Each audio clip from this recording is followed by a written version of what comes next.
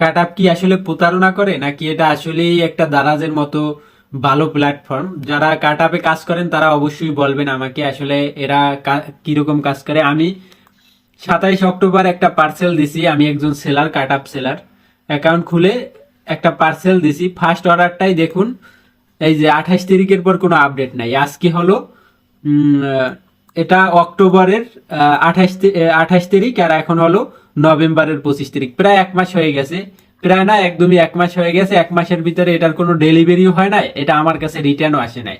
আর এদের যে কর্তৃপক্ষ সাপোর্টে আমি কথা বললাম, এরা কোনো আপডেট দিতে পারে নাই আমাকে।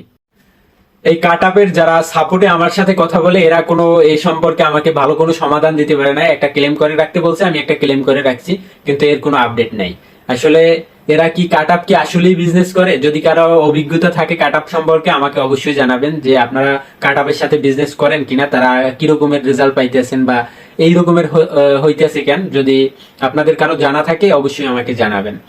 আসলে প্রথম অর্ডারটা দিছি, তারপরে আরো কিছু অর্ডার আছে, ওগুলো আর দিই নেই। যে আমার একটা প্রোডাক্টেরই কোনো খোঁজ নাই, যে কারণে আমি আর অন্য কোনো প্রোডাক্ট দিই না এই জায়গায়।